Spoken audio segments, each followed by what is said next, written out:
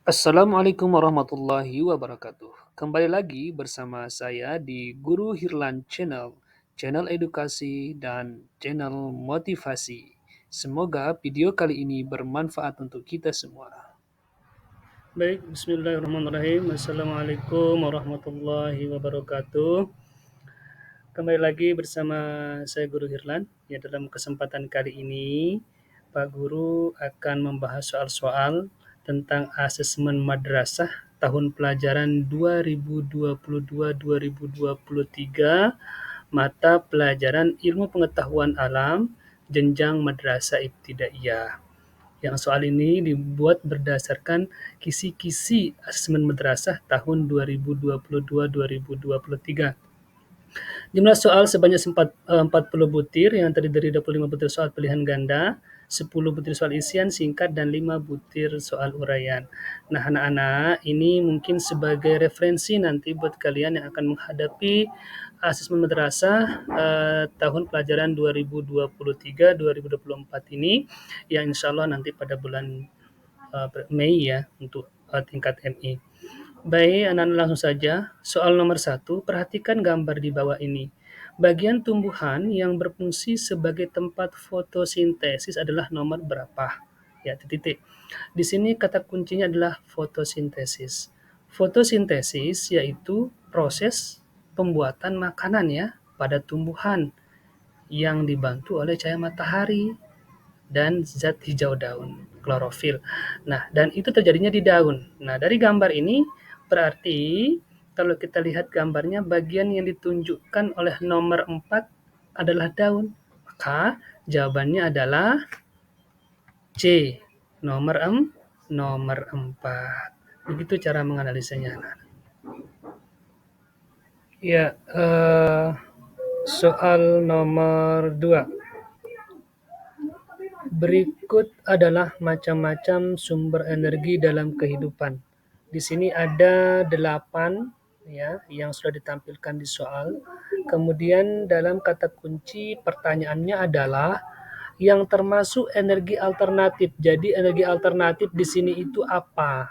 Nah, jadi coba kita cek satu persatu. Minyak bumi, tidak. Gas alam, no. Matahari, ya. Biogas, iya. Air, iya. Angin, iya. Panas bumi, iya. Batu bara, tidak. Nah, sudah kita temukan di sini kata kuncinya bahwa energi alternatif itu kan energi yang menjadi pengganti ya untuk energi konvensional. Nah, yaitu termasuk energi yang dapat diperbaharui. Ya, bukan energi yang tidak dapat diperbaharui. Oke, kita langsung ke option sejawaban. A, 135. Karena di sini ada angka 1, otomatis itu bukan jawabannya, sehingga langsung saja kita eliminasi. B, 247. Begitu juga dengan B, di sini ada 2, otomatis kita eliminasi. Di sini 678 sama jawabannya adalah 3, 5, dan 7, karena sudah sesuai dan tidak ada lagi yang kita pilih. Soal nomor 3. Bagaimana suara yang terdengar saat berada di ruangan yang memiliki permukaan yang keras? Di sini kata kuncinya adalah permukaannya yang keras dalam ruangan. Maka mari kita baca optionnya. Suara akan terdengar sangat jelas dan bersih. Suara akan bergema dan menghasilkan gaung. C. Suara akan cepat merambat ke seluruh ruangan. D. Suara akan dipantulkan kembali ke sumber suara. Nah, kalau melihat dari option A, B, C, D, maka yang paling tepat adalah yaitu option B. Jadi jawabannya adalah suara akan bergema dan menghasilkan gaung. Begitu anak-anak. Karena di sana ada permukaan yang keras, maka suara itu akan dipantulkan. Dan ketika dia berada di ruangan, maka dia akan terjadi gema. Nomor 4. Percobaan pada gambar di samping menunjukkan sifat cahaya yaitu titik. Baik, kita lihat di sini percobaan ada 2 orang anak, yang satunya memegang senter, kemudian dinyalakan, dan di sana ada pembatas dari kaca bening dan juga ada karton di ujungnya. Kemudian yang anak satunya mengamati. Apa yang bisa dilihat di sini, ternyata ketika anak cowok ini menyenterkan ke kaca bening, maka akan tembus ya, terlihat sampai ke karton cahayanya. Nah, sehingga dari option yang ada, maka dapat disimpulkan ini adalah percobaan cahaya dapat menembus benda bening. Kita lihat option option A, B, C, D, maka jawabannya yaitu option B, cahaya menembus benda bening. Karena memang ada percobaan di sini juga ada cahaya dibiaskan, itu bisa kita lihat ketika kita menaruh air pada gelas ya di tempat cahaya, kemudian kita taruh ballpoint yang sering kita lakukan, maka terlihat akan bengkok. Sama juga ketika kita melihat dasar kolam pada waktu siang hari, dia akan terlihat dangkal karena terjadinya pembelokan atau pembiasan cahaya. Kemudian cahaya dapat dipantulkan ya bisa kita lihat ketika kita menyenterkan senter kepada cermin, maka cahayanya akan dipantulkan. Kalau yang merambat lurus itu bisa kita lihat, coba dilihat cahaya dari lampu mobil, lampu motor pada malam hari itu terlihat ya lurus. Dan juga yang sering kita jadikan contoh ketika mohon maaf, ketika ada genteng atau seng kita yang bocor. Nah, maka pada waktu siang hari akan terlihat cahaya yang merambat lurus dari atas. Itu anak-anak. Jadi jawabannya adalah B, cahaya dapat menembus benda bening. Sekarang kita ke nomor 5. Perhatikan gambar daur hidup kupu-kupu berikut. Tahapan yang menguntungkan bagi manusia ditunjukkan oleh nomor. Nah, di sini ada siklus atau daur hidup dari seekor kupu-kupu. 1, 2, 3, 4. Nah, yang menjadi kata kunci pertanyaan di sini adalah tahapan yang menguntungkan. Nah, jadinya kita lihat nomor 1 itu ada ulat, nomor 2 ada kepompong, nomor 3 kupu-kupu muda, nomor 4 kupu-kupu dewasa. Tentunya kalau melihat ini yang akan menguntungkan manusia itu nomor 4, yaitu kupu-kupu dewasa. Kenapa? Karena dia akan membantu dalam proses penyerbukan bagi tumbuhan. Ya. Jadi jawabannya adalah D. Kemudian kita ke nomor selanjutnya yaitu nomor 6. Perhatikan gambar di bawah ini. Gambar di atas menunjukkan sebuah kapal sedang bergerak di atas air. Jenis gaya yang dimanfaatkan untuk membuat kapal bergerak adalah titik, titik, titik. Di sini ada sebuah kapal ya, kita lihat di gambar, dia melaju di atas air. Tentunya kalau kita analisa dari optionnya A, B, C, dan D, gaya gravitasi itu ya tidak ada hubungannya ya, karena gravitasi adalah gaya tarik bumi yang kalau dicontohkan bagaimana apel jatuh ke bumi, bagaimana bola dilempar ke atas bisa kembali ke bumi. Nah, itulah contoh-contohnya dalam kehidupan sehari-hari. Kemudian gaya dorong. Nah, gaya dorong inilah yang sesuai dengan gambar ini karena gaya dorong yang digunakan oleh kapal ini untuk bisa melaju ke depan, didorong oleh gaya yang dihasilkan oleh mesin yang dimiliki oleh kapal. Kalau gaya magnet tidak berpengaruh, ya memang ada tapi tidak signifikan gaya tarik juga. Yang tepat adalah gaya dorong. Jadi jawabannya adalah B, yaitu gaya dorong. Kita lanjut ke soal berikutnya, yaitu soal nomor 7. Berikut adalah tabel alat gerak hewan dan fungsinya. Di sini ada alat gerak hewan, kemudian ada diberikan fungsi di sini. Pasangan alat gerak dan fungsinya yang sesuai adalah, mari kita lihat, sayap. Sayap itu fungsinya untuk apa? Mana yang sesuai? Ini, yang B ya. Yang C. Untuk terbang di udara. Baik, berarti 1 pasangannya C. Sirip. Sirip fungsinya untuk ini dia. Yang A, pengontrol gerak seperti belok kanan, belok kiri, atas, mengurangi dan menambah kecepatan serta melakukan manuver dengan cepat. Itu gunanya sirip. Berarti 2 pasangannya A. Ekor ini B untuk membantu keseimbangan tubuh. Berarti 3 pasangannya B. Otot perut ya D, bergerak berpindah tempat biasanya agak lambat. Nah, sekarang kita lihat optionnya. 1A. Jelas ini salah. Eliminasi langsung saja, tidak perlu kita langsung melihat yang di belakangnya. Kemudian yang B, 2A. 2A benar, sirip, yaitu A. 3B, ya, ekor untuk membentuk keseimbangan. Nah, kemungkinan besar ini jawabannya adalah B. Tapi untuk meyakinkan kita, mari kita lihat kembali. Coba lihat 3 pasangannya A jelas salah. Option D, 1 dengan C jelas salah. Ya, jadi Pak, jawabannya adalah B. 2 berpasangan dengan A dan 3 berpasangan dengan B. Baik. Kita lanjut ke soal nomor 8. Gambar di bawah ini merupakan salah satu bagian alat pernapasan manusia. Pada bagian huruf K tersebut terjadi proses apa? Nah, ini adalah paru-paru. Oke. Paru-paru ini dia itu punya banyak bagian. Salah satunya adalah yang adalah huruf huruf K ini. Ini dia itu gelembung-gelembung ya yang terdapat pada ujung bronkiolus. Nah, gelembung-gelembung inilah yang disebut dengan alveolus, ya. Alveolus, sorry.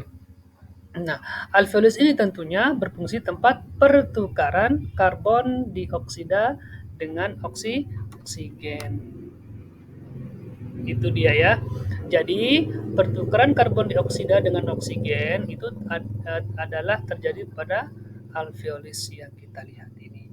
Begitu anak-anak. Jadi jawabannya adalah A. Kita lanjut ke nomor 9. Sejak 2 hari yang lalu, Alvan dirawat di Puskesmas Parado karena mengalami sembelit.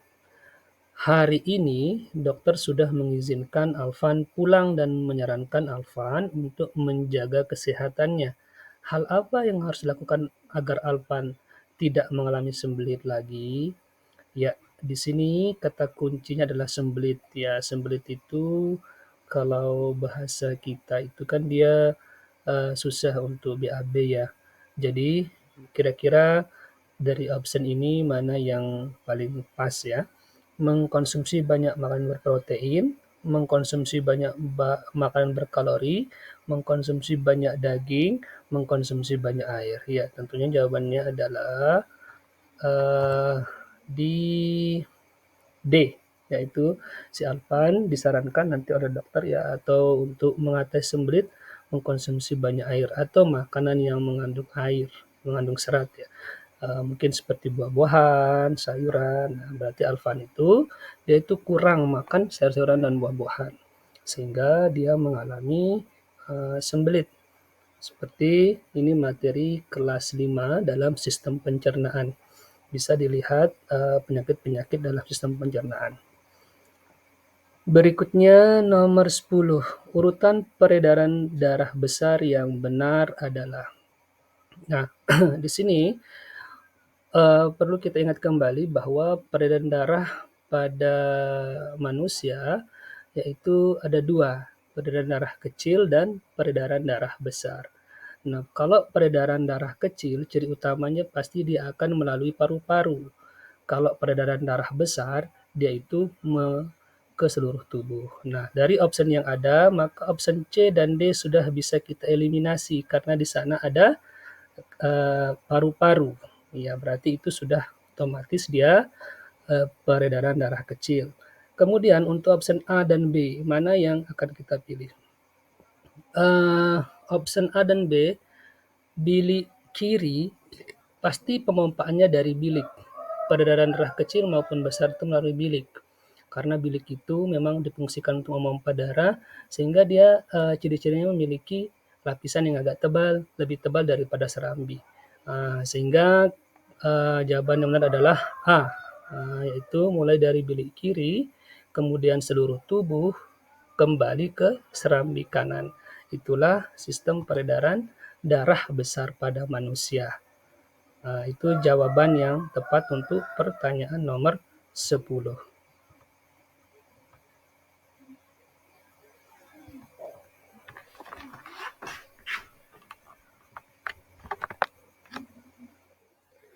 Lanjut ke soal berikutnya, yaitu soal nomor 11. Soal nomor 11 di sini, perhatikan gambar rantai makanan berikut. Nah, di sini disuguhkan gambar sebuah rantai makanan. Organisme yang tepat untuk menempati X dan Y pada rantai makanan tersebut adalah titik-titik. Kita diminta untuk menganalisa mana yang tepat. Coba kita lihat satu persatu ya. Padi dimakan X, X dimakan oleh katak juga dimakan oleh ayam. Oke. Berarti X itu kira-kira apa ya? Dia itu dimakan oleh katak. Berarti yang masuk akal dimakan oleh katak sama ayam itu belalang. Ya, belalang. Mana belalang? Oh, sudah kelihatan jawabannya di C. Lalu kembali yang untuk yang Y. Y dimakan elang. Dia juga makan ayam, dia juga makan katak. Berarti tapi si Y ini dimakan oleh elang ya, yaitu kalau yang tepat yaitu ular. Berarti jawabannya adalah C. Belalang dan ular. Begitu saja cara membahasnya. Kita lihat tanda panah di jaring-jaring makanan ini. Begitu. Kemudian kita lanjut ke nomor 12. Kamper atau kapur barus. Yang dibiarkan dalam wadah terbuka lama-kelamaan akan habis. Peristiwa tersebut menunjukkan proses mencair, menyublim, menguap, atau mengkristal. Ini pelajaran kelas 5 masih ya. Perubahan wujud zat. Nah, mencair itu perubahan wujud zat dari padat ke cair. Ya, contohnya es yang ditaruh di tempat luar. Menyublim. Nah, ini menyublim ini dia dari padat ke gas, yaitu kapur barus. Dia itu kalau ditaruh di lemari lama-lama akan menguap, menghilang ya. Jadi jawabannya adalah B. Yaitu menyublim. Kalau menguap itu dari cair menuju gas, mengkristal dari gas menuju padat. Nah, di sini dia jawabannya adalah B, menyublim. Sehingga itu kalau ada kata-kata kapur barus kampur itu, adik-adik anak-anak tinggal sesuaikan saja pilih B atau menyublim. Itu yang biasa keluar di dalam soal begitu. Kita lanjut ke nomor 13. Di sini ada perhatikan gambar berikut. Gambar berikut ini yaitu gambar siklus air. Nah, siklus air itu yang kita ketahui ada 4 ya, 1 evaporasi, 2 kondensasi, kemudian presipitasi, dan terakhir adalah transpirasi. Di sini proses evaporasi dan presipitasi, nah itu kata kuncinya, ditunjukkan oleh nomor berapa. Nah, kita ketahui 1, 2, 3, 4. Ya, satunya itu adalah evaporasi dan 4-nya hujan ya. Hujan itu adalah presipitasi. Nah, sehingga jawabannya adalah C. Ini memang gambarnya agak kurang jelas, tetapi bisa kita simpulkan, bisa kita lihat saja dari siklus yang ada. Jadi jawabannya adalah 1 dan 4. Gitu anak-anak. Lanjut kita ke nomor 14. Nomor 14 di sini hanya menunjukkan, sehingga soalnya ini mungkin kisi-kisinya itu yang C1, yang low ya, LOTS, low order thinking skill. Di sini kita hanya diminta untuk menentukan nama tulang yang ditunjukkan oleh tanda panah. Ini adalah alat gerak bagian bawah, yaitu pada kaki.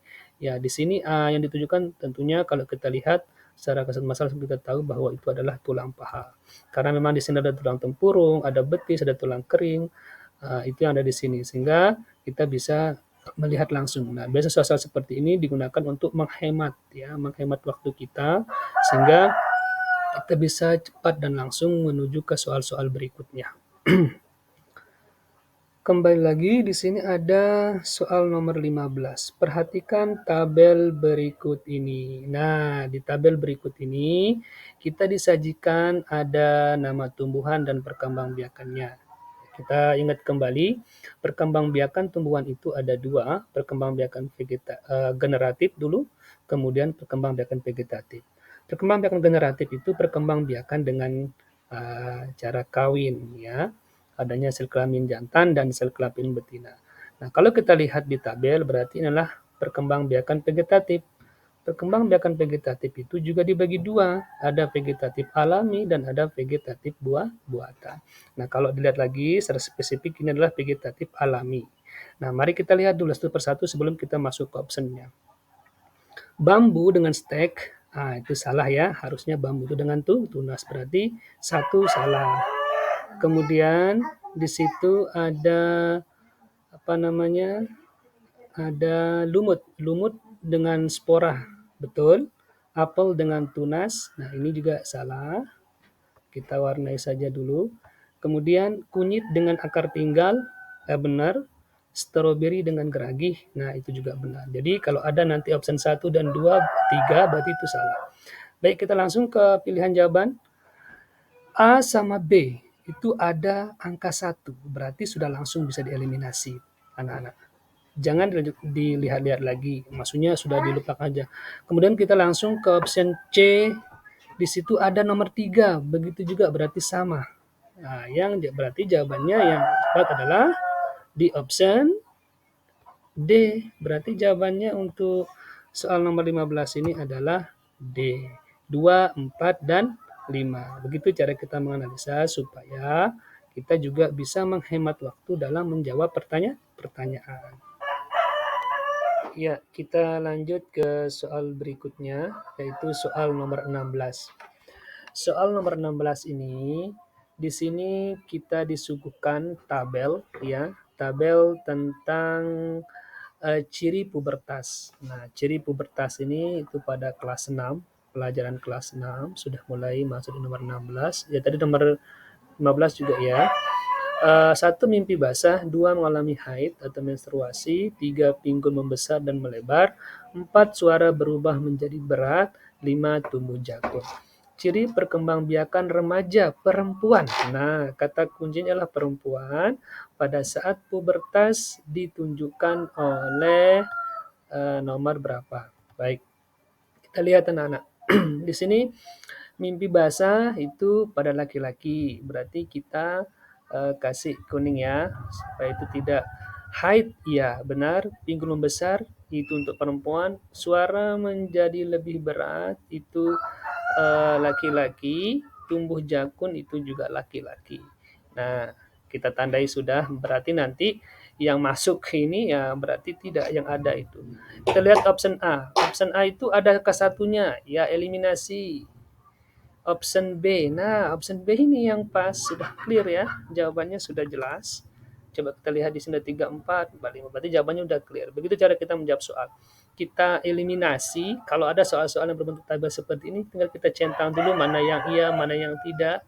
Setelah itu kita optionnya, tinggal kita main eliminasi saja. Tidak perlu kita berlama-lama dalam menjawab ini sehingga kita bisa menghemat waktu.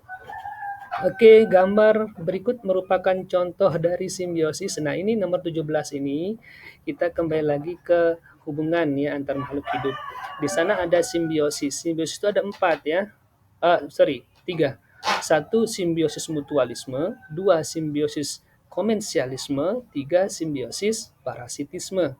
Nah, kalau simbiosis mutualisme itu antara itu saling menguntungkan. Si A diuntungkan, si B juga diuntungkan. Kalau komensialisme, satu diuntungkan, tetapi yang satunya tidak dirugikan. Si A itu untung, si B tidak rugi, walaupun dia membantu atau berinteraksi dengan si A. Kalau parasitisme, satunya diuntungkan, tetapi yang satunya dirugikan. Nah, itu kata kuncinya ya. Baik, kita lihat di sini, gambar ini adalah ada lebah yang menghinggap di bunga. Ya, ini kira-kira dia itu jelas saling menguntungkan. Apa?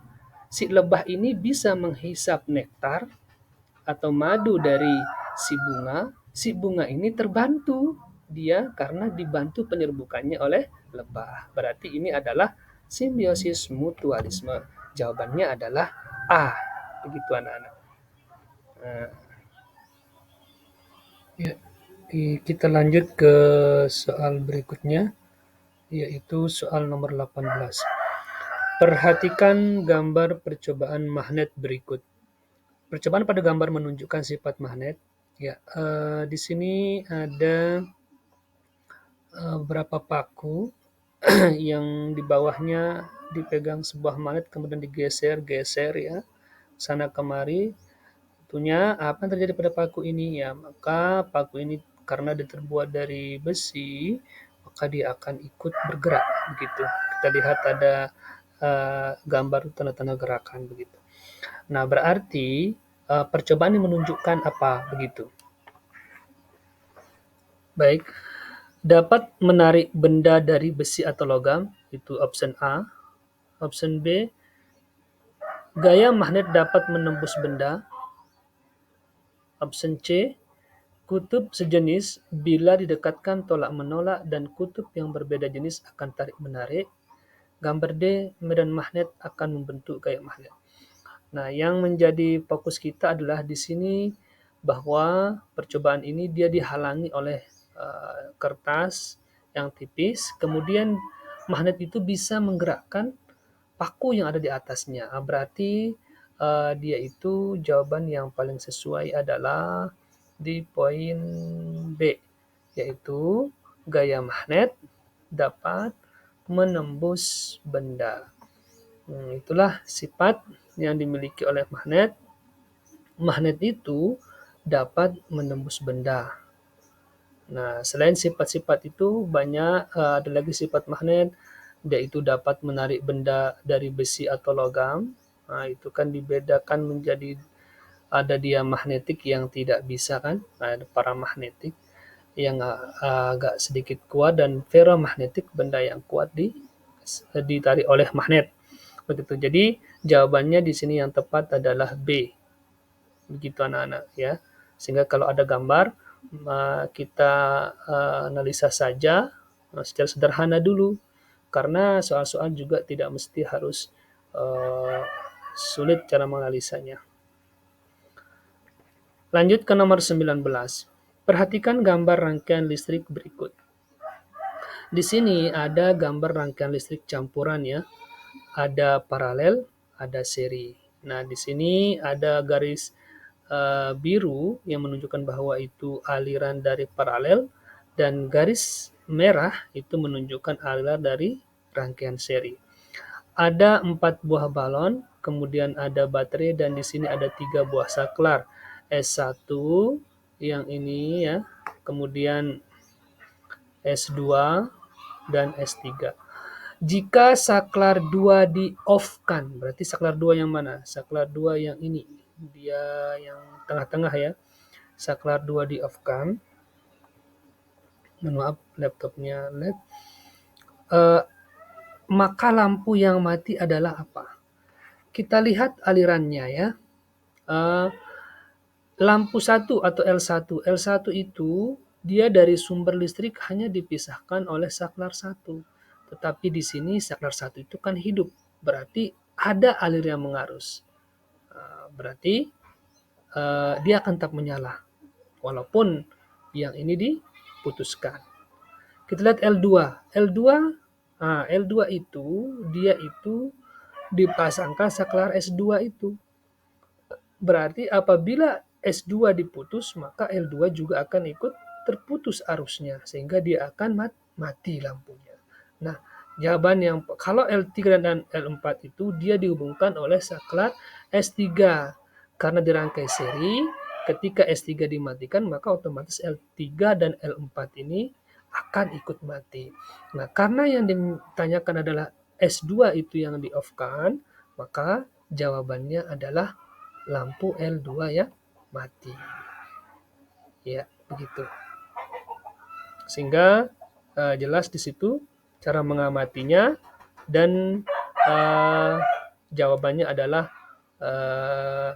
B, anak-anak ya.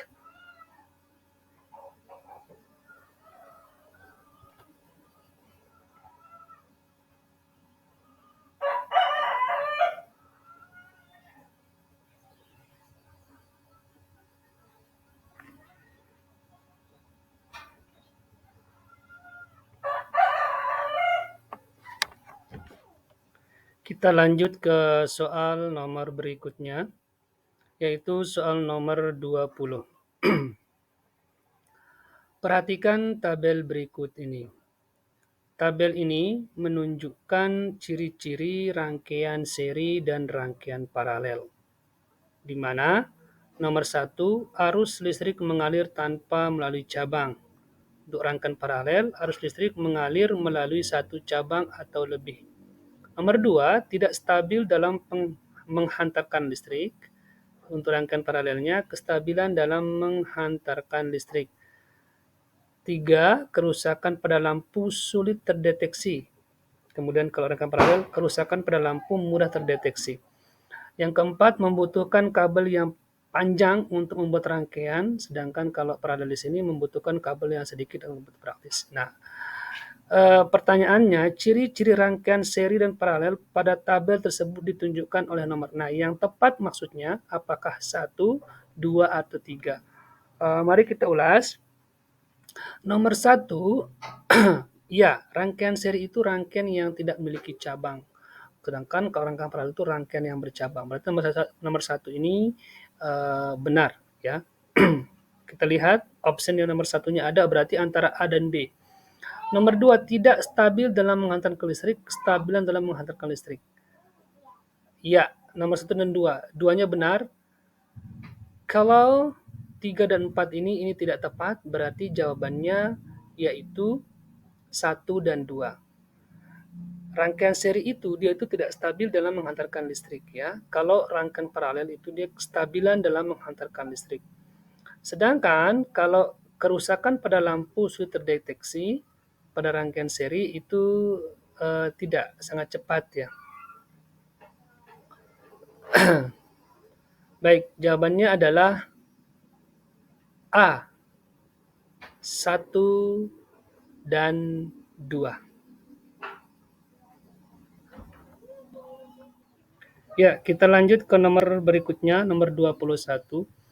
Planet-planet yang termasuk planet luar adalah. Nah, di sini kita diminta untuk menentukan planet luar. Sungguhnya itu soalnya hanya C1 ya, mudah. Tapi mari kita lihat dulu pengertian apa sih yang dinamakan dengan planet luar, apa yang dinamakan planet dalam. Planet luar itu coba kita lihat. Dalam susunan tata surya terdapat perbedaan antara planet dalam dan planet luar. Planet dalam terdiri dari Merkurius, Venus, Bumi, dan Mars. Jelas ya, nanti bisa kita lihat nanti di optionnya. Planet ini lebih kecil, padat, dan memiliki orbit yang lebih dekat ke matahari. Nah, itu kecil, padat, dan lebih dekat dengan matahari. Sedangkan planet luar terdiri dari Jupiter, Saturnus, Uranus, dan Neptunus. Planet luar lebih besar, ringan, dan memiliki orbit yang lebih jauh dari matahari. Kedua kelompok planet ini dipisahkan oleh asteroid sabuk yang memisahkan orbit Mars dan Jupiter. Nah, jadi nanti kita garis bawahi di sini Jupiter, Saturnus, Uranus, dan Neptunus. Ya, itu dia ya. Coba kita lihat. Jupiter. Nah, berarti ini jelas jawabannya adalah di option C. Jupiter, Saturnus, Uranus, dan Neptunus.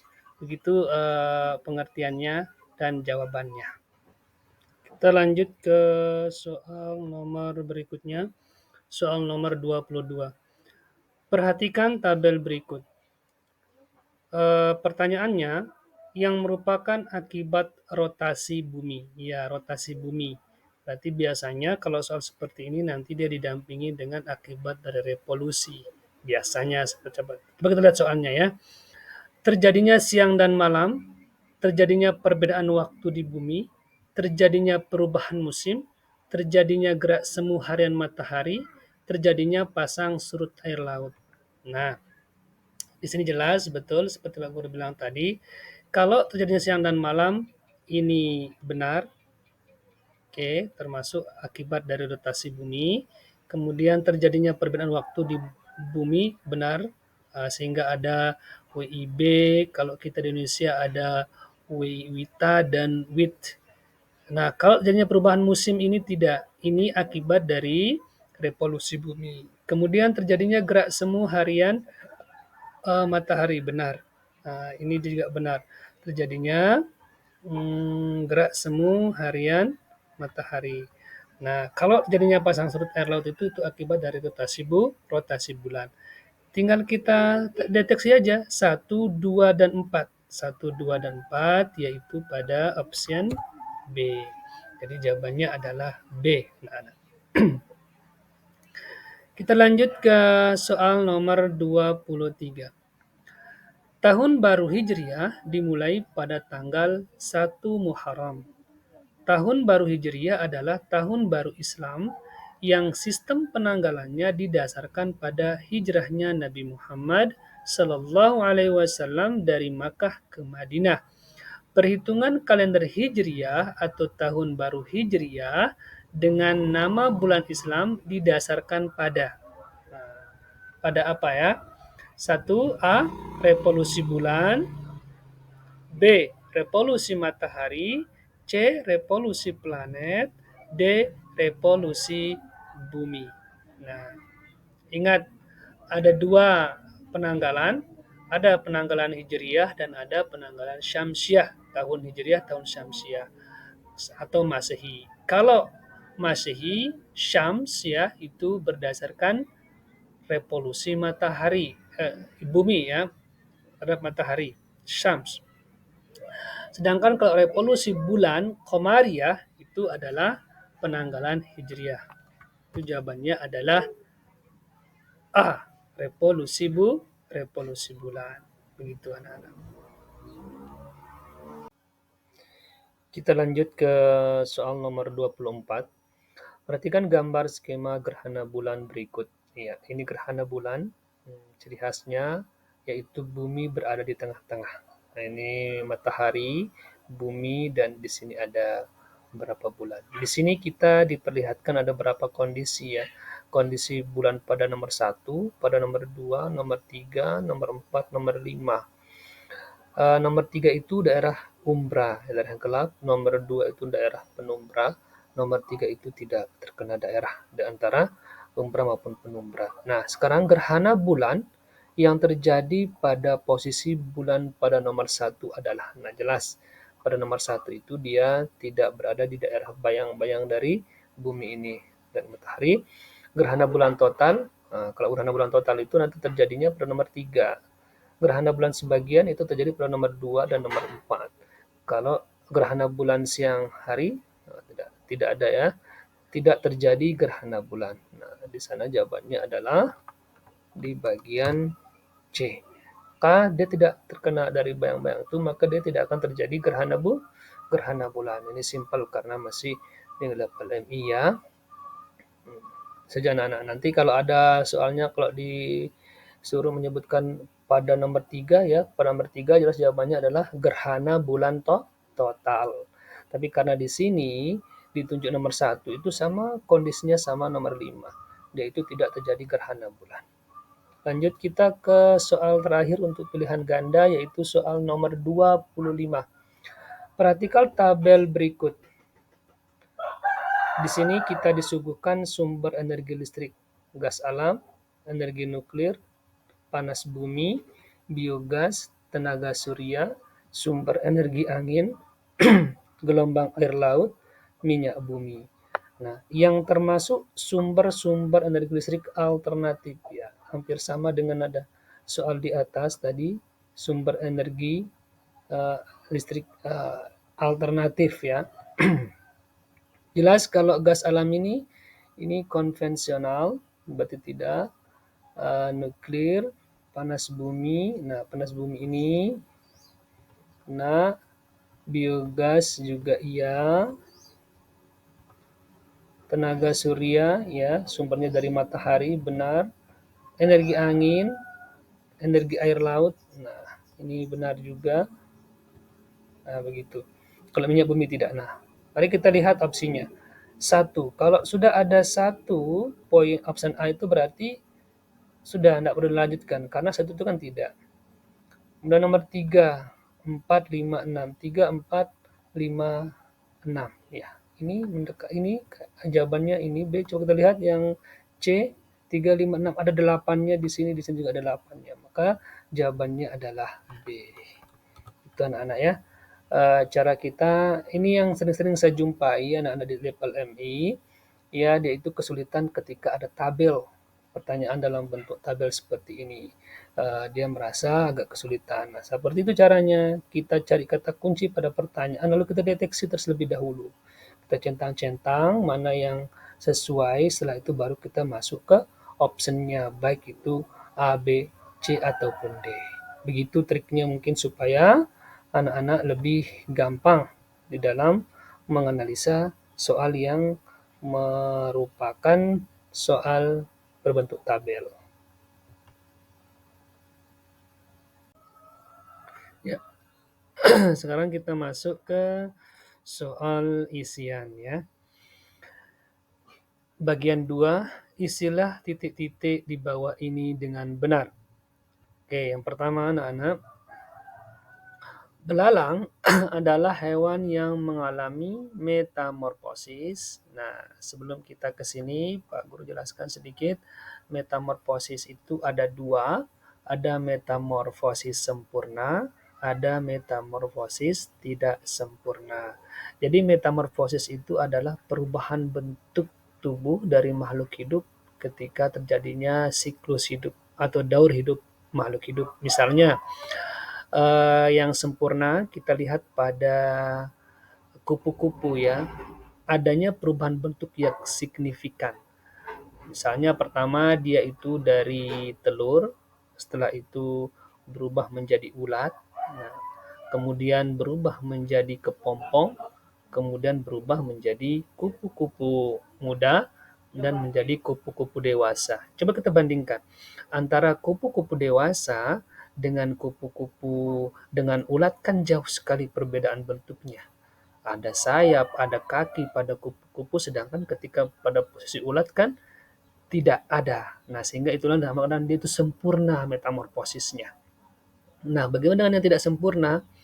Yang tidak sempurna itu ya sebaliknya, ya misalnya ini belalang. Belalang itu dia mengalami perubahan bentuk, tetapi tidak begitu terlihat antara belalang muda dengan belalang dewasa.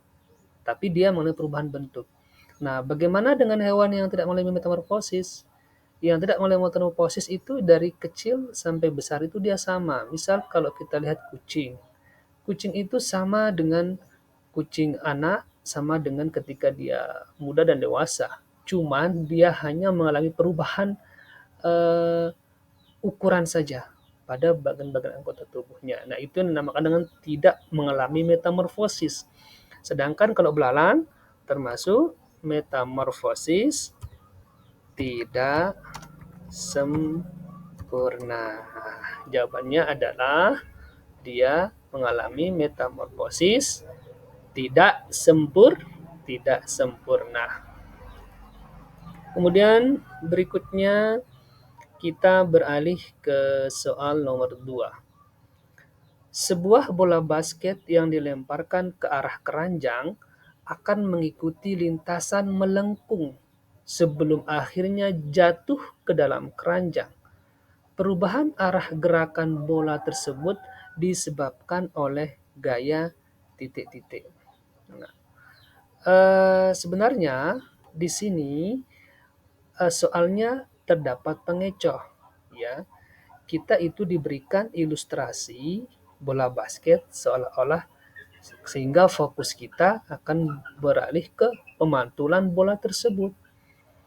Tapi sebenarnya di sini, apabila kita pahami soal, coba sekali lagi, sebuah bola basket yang dilemparkan ke arah keranjang akan mengikuti lintasan melengkung sebelum akhirnya jatuh ke dalam keranjang. Kata jatuh ke dalam keranjang, ini adalah kata kunci yang harus kita pegang. Nah, perubahan arah gerakan bola tersebut disebabkan oleh gaya apa? Nah, ketika benda jatuh, maka yang pengaruhi adalah gaya apa? Gaya gravitasi. Iya, gaya gravitasi atau gaya tarik bumi. Itulah yang menyebabkan bola yang dilempar tadi ke atas dia akan jatuh kembali ke bumi. Sehingga jawabannya adalah gaya gravitasi. Nomor 3. kain wol, karet, dan plastik adalah contoh bahan yang dapat menghambat panas yang disebut dengan bahan titik titik titik. Nah, di sini kita bisa melihat secara jelas bahwa ada contoh, ada juga clue-nya. Ya, contohnya ya kain wol, karet, dan plastik. Clue-nya yang jelas dia itu adalah penghambat panas. Ya, kata kuncinya penghambat panas. Jadi tidak perlu lagi kita artinya tidak perlu lagi kita ragukan. Jawabannya adalah isolator. Ya, isolator adalah bahan yang dapat menghambat panas dengan baik. Ini kenapa misalnya karet ya, karet, kemudian plastik, kenapa digunakan sebagai gagang pada panci, seperti yang sering kita jelaskan di pelajaran kelas 5, kemudian kain wol. Tapi sebaliknya, kalau bahan yang mudah menghantarkan panas, itu disebut dengan konduktor, kebalikan dari isolator. Baik, nomor 4. Perhatikan gambar berikut. Nah, di sini ada gambar sebuah burung yang di situ ada di bagian paru-paru, kalau nggak salah pernapasan ya, ada yang ditandai dengan huruf X. Organ pernapasan burung yang ditunjukkan huruf X berfungsi untuk membantu pernapasan saat burung terbang. Organ tersebut adalah, nah, kita lihat pertanyaannya, kita cari kata kuncinya. Kata kuncinya adalah membantu pernapasan saat burung terbang. Walaupun tidak ada gambar sebenarnya kalau pertanyaan seperti ini karena sudah ada clue-nya di sini, membantu pernapasan saat burung terbang itu apa? Ingat, uh,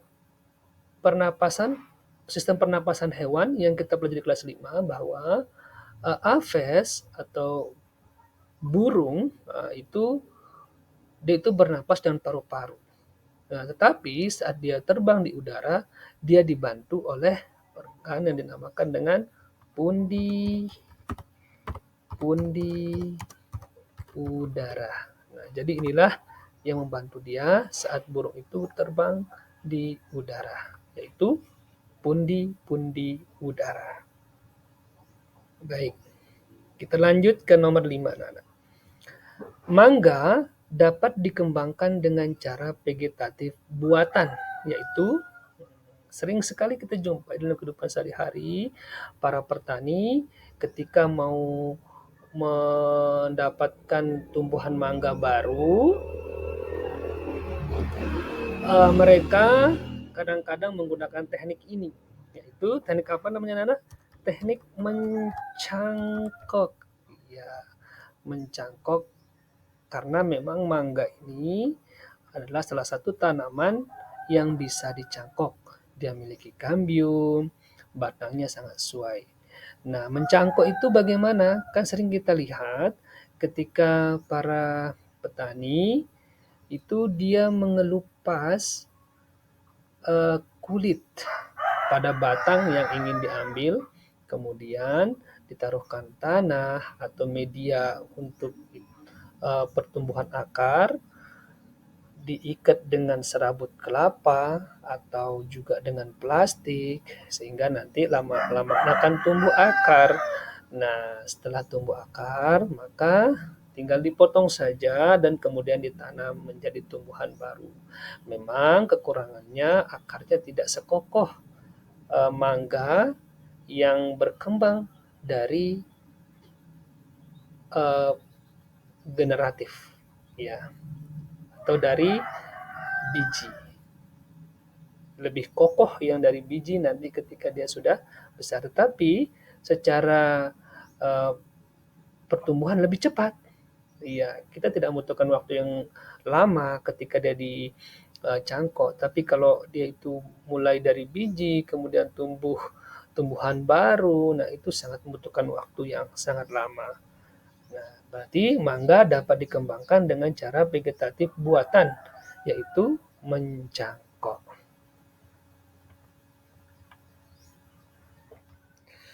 Lanjut, soal nomor 6. Bunglon menyesuaikan diri dengan lingkungan dengan cara mengubah warna kulitnya sesuai dengan tempatnya.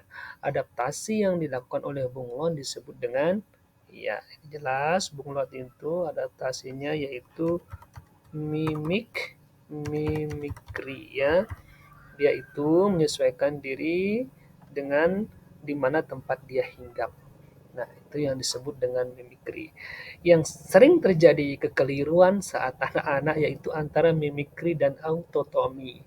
Sering terjadi kekeliruan ketika saya mengajar, soal-soal seperti ini sering keluar. Nah, kalau autotomi itu perhatikan itu adalah bagaimana cicak memotong ekornya sendiri. Nah, itu autotomi. Sedangkan mimikri, ya ini bunglon. Ya, jangan sampai salah tertukar lain kali ya. Nomor 7. Cara membuat magnet pada gambar di bawah menggunakan cara jelas ini. Dengan cara digosok ya. Dengan cara digosok, digerakkan penggosokan. Karena pembuatan magnet itu ada 3 cara. Pertama, induksi, kedua, digosok, ketiga, elektromagnetik, dialiri listrik ya, gitu. Jawabannya adalah digosok. Digosok. Nomor 8. Nomor 8. Planet yang memiliki cincin tebal yang tersusun atas debu halus, kerikil, dan butiran es adalah planet apa? Cuma satu ya, planet yang memiliki ciri-ciri seperti itu, yaitu planet Saturnus. Ya, clear jawabannya Saturnus. Tahapan daur air di mana terjadi proses penguapan air dari laut, danau, sungai disebut tahapan, ya ini juga clear, disebut dengan evaporasi ya. Nah, itulah dia. Mohon maaf suara motor nggak mengganggu ya, karena Pak Guru merekam pada saat pada beraktivitas pergi ke sawah ya. It's okay. Tahapan daur air di mana terjadi proses penguapan air dari laut, danau, sungai disebut dengan tahapan evaporasi. Kita ketahui tahapan daur air itu atau siklus air adalah pertama ini evaporasi, penguapan, kemudian kondensasi, setelah itu transpirasi, setelah itu infiltrasi. Iya. Oke, nomor terakhir di isian nomor 10. Pada saat berbentuk berudu, katak bernapas menggunakan apa? Ya, ini gampang juga, menggunakan insang. Ingat ya, napas itu, katak itu bernapas dengan dua ya.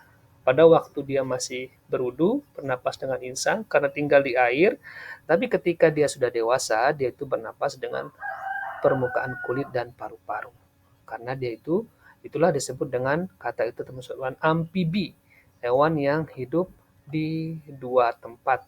Itu yang disebut dengan hewan amfibi. Ya, kita ke soal uraian ya. Soal uraian di sini ada 5 pertanyaan. 1, 2, 3, 4, 5. Nah, ini sudah saya pindah langsung ke sini. Lembar jawabannya.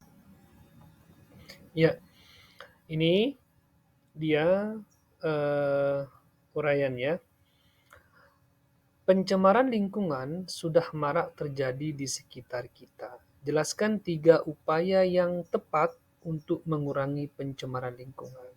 Jelas, ini kita diminta untuk mencari 3 upaya yang tepat untuk mengurangi pencemaran lingkungan. Jadi jawabannya langsung saya tulis di sini. Berikut 3 upaya yang tepat untuk mengurangi pencemaran lingkungan. Yang pertama, tidak membuang sampah sembarangan. Yang kedua, mengurangi penggunaan sampah plastik. Yang ketiga, mengurangi penggunaan pestisida. Ini secara umum. Walaupun masih banyak cara-cara yang lain yang bisa kita gunakan untuk mencegah proses pencemaran lingkungan.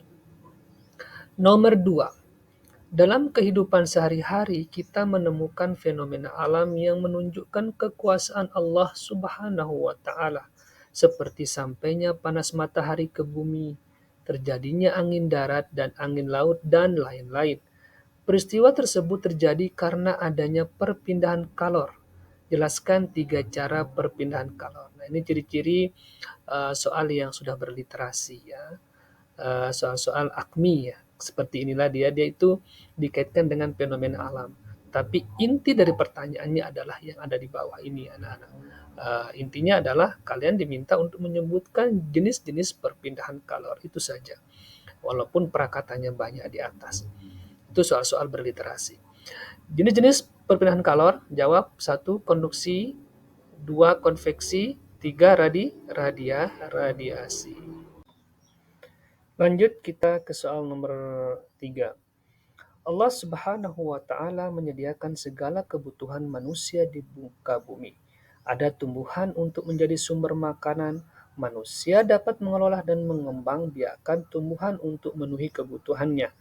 Tumbuhan dapat dibantu oleh manusia untuk berkembang biak, yaitu perkembangbiakan vegetatif buatan, melalui perkembangbiakan vegetatif buatan. Sebutkan macam-macam perkembangbiakan vegetatif buatan. Nah, sama literasi juga, tapi ini ujung-ujungnya pertanyaannya ada di paling bawah. Jadi jawabannya macam-macam perkembangbiakan vegetatif buatan pada tumbuhan, 1 mencekok, 2 menempel, 3 merunduk, 4 stek ya begitu. Nomor 4.